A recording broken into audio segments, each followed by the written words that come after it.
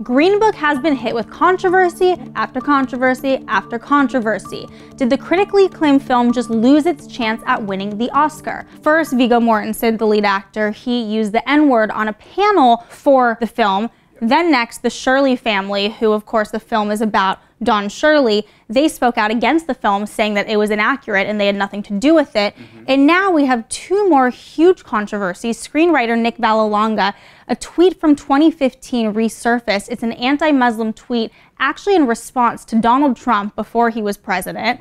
And now another scandal, director Peter Farrelly, there's reports that resurfaced from the 90s that he used to expose himself on sets as a prank of sorts. He thought it was a joke, and he did this on sets, including There's Something About Mary with Cameron Diaz. And I thought the film was really dead in terms of award season when the Viggo Mortensen N-word flap happened, because that was incredibly serious. And the world took it very seriously, and it seemed like the film was over. And then, like Lazarus, it kind of rose from the dead.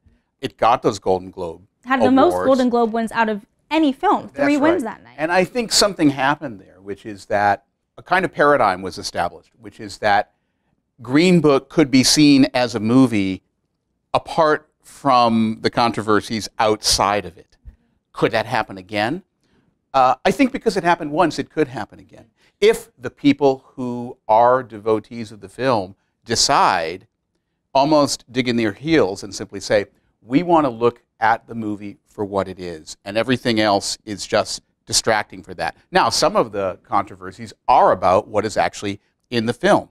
Is it an authentic portrayal of Don Shirley, or is it a white person's appropriation of that? After the Viggo Mortensen scandal, I also thought it took a major hit, and rightfully so, but I think the difference here is Mahershala Ali, who of course is Viggo's co-star and does an excellent job in this film, he accepted Viggo's apology when he used the N-word. Now, we have not heard from Mahershala yet in response to Nick Vallelonga's anti-Muslim tweet, but Mahershala Ali is Muslim, and he was the first Muslim to ever win an Oscar. This is a big deal. This is a very different controversy in my mind because of how it deals with one of its stars. So I think that that can have some more severity than the Viggo Mortensen scandal. Well, look, I think that's true. I think it's very awkward for the film, and clearly none of this is going to help. Green Book has become a kind of football in a larger culture war that's going on in the movie industry, at award season, and maybe in movie culture in general. As movie fans, we're asking ourselves, do we want our cinema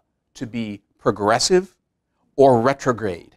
And Green Book has become the touchstone for that question. My own answer to that would be, I want it to be progressive, retrograde, and everything in between. I don't think there are rules for how movies should be. That thing of digging in your heels and taking a stand and say, no, I want them to be If Beale Street Could Talk, and not a kind of old school, benign, liberal 1970s style movie like Green Book.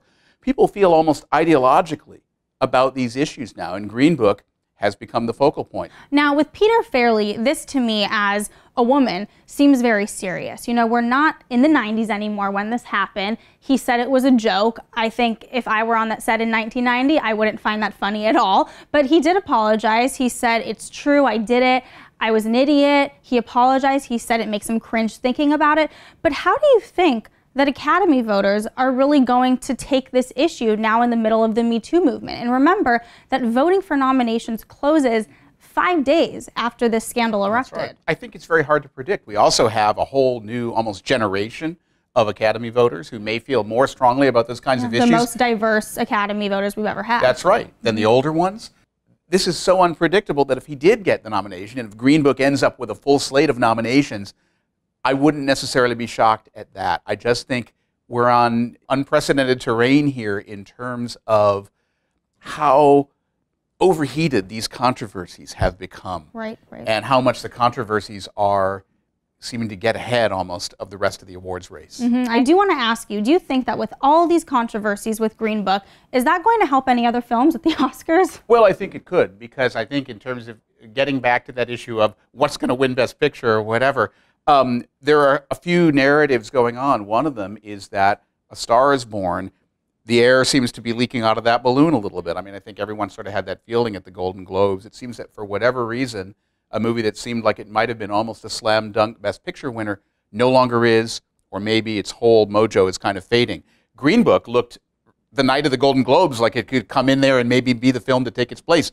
Now it looks a lot less like that's going to happen. What that adds up to me to say is that it looks more and more like the Best Picture winner could be Roma. Whatever its chances were, they seem greater, and it is an extraordinarily acclaimed film.